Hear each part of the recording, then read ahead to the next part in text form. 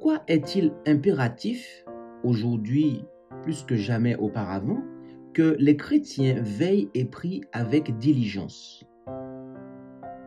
Veillez donc et priez sans cesse, afin d'être jugés dignes d'échapper à toutes ces choses qui arriveront et de paraître devant le Fils de l'homme.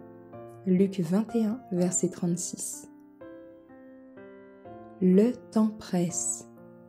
Le grand conflit que Satan a créé dans les cours célestes sera bientôt, très bientôt, décidé pour toujours. Aujourd'hui, comme jamais auparavant, Satan exerce son pouvoir de séduction pour tromper et détruire toute âme non surveillée. Les méthodes de Satan.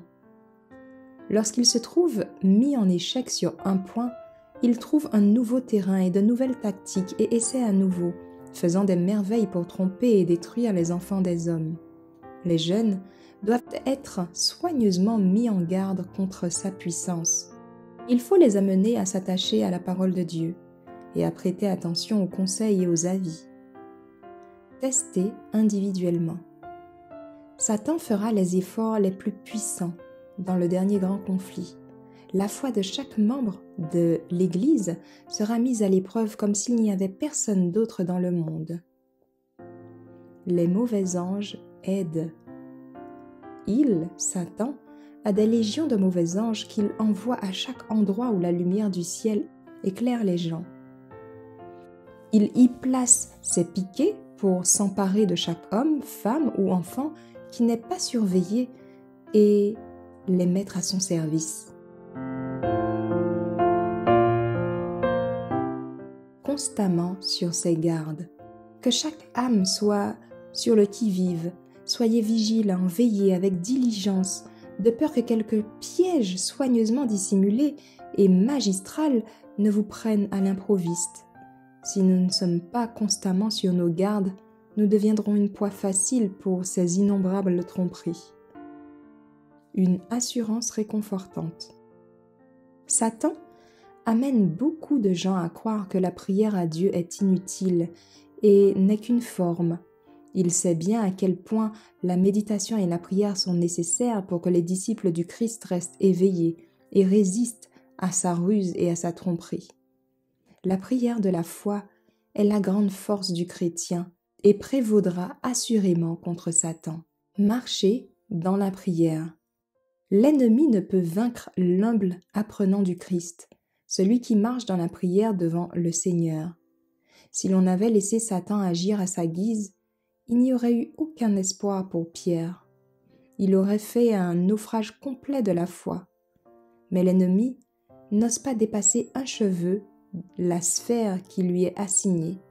Il n'a aucune puissance dans toute la force satanique qui puisse mettre hors d'état de nuire l'âme qui fait confiance dans une simple confiance à la sagesse qui vient de Dieu.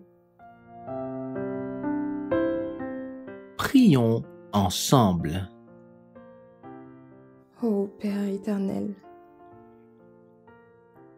nous avons tant besoin de toi, tant besoin de veiller, de prier et de travailler.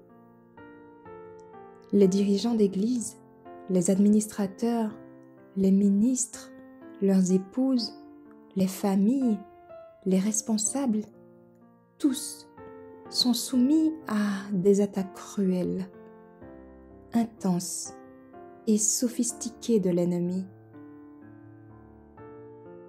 Ceux qui adorent l'ennemi de nos âmes passent du temps à le prier pour la chute du ministère chrétien.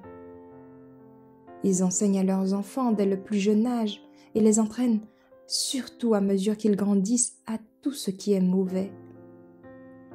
Et également à ce que croient les chrétiens pour que lorsqu'ils grandissent, ils sont envoyés pour infiltrer et rejoindre les églises chrétiennes avec un seul objectif en tête, celui d'entraîner des âmes dans le péché,